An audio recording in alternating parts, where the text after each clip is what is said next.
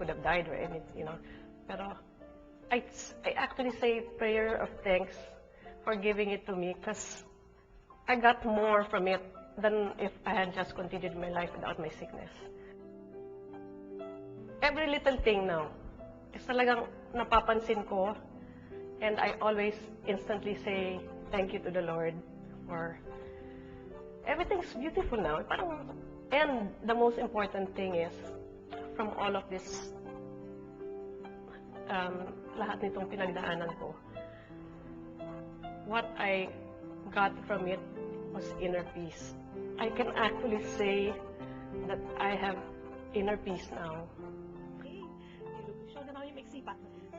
I still live with the fact that it can recur, na pwede magka-cancer ulit ako.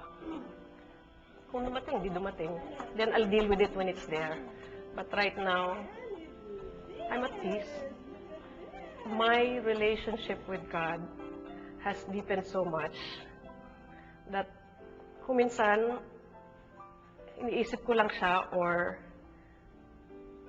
when kausap ko somebody and we're talking about, how great God is, umiiyak ako. So, because I really believe it. It's really, really great.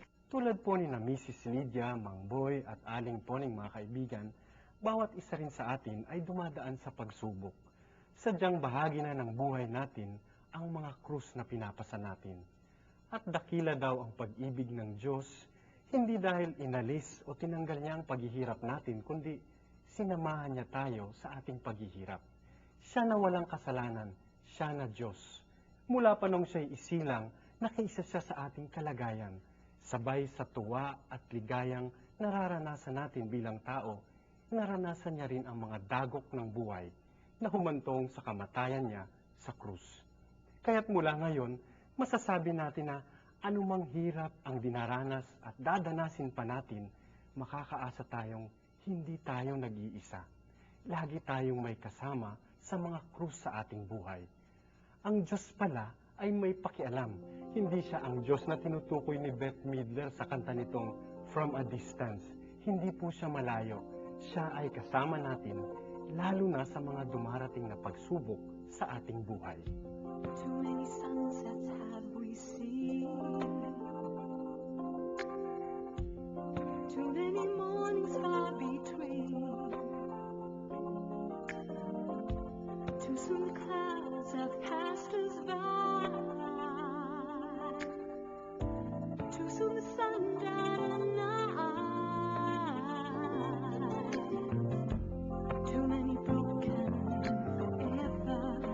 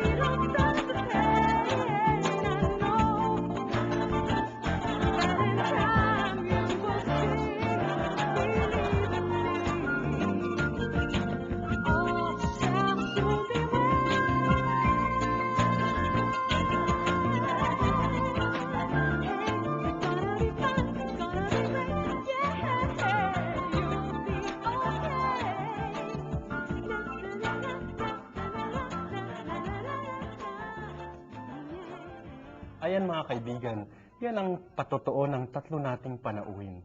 Bishop, hindi pala guni-guni lamang ang muling pagkabuhay ni Jesus. Ang diwa nito ay maaari nating maranasan sa mismong buhay natin. Oo, no. At yun nga ang maganda dito sa naging pagpapahayag ng ating tatlong kasama. Kitang-kita na ang hiwaga, misteryo ng muling pagkabuhay ay nasa ating mga karanasan. Basta may pag-ibig. Pag may pag-ibig, may bagong liwanag, may bagong pag-asa, may bagong buhay. Bishop, marami na po kayong naibahagi tungkol sa ating paksa ngayon. Pero gusto ko po kayong anyayahan na magbigay ng kumbaga ilang points for reflection para sa ating mga manonood. Siguro mag-iwan tayo ng ilang mga katanungan para maipagpatuloy nating lahat ang pagninilay. Anong mga krus ang pinapasan mo ngayon sa iyong buhay?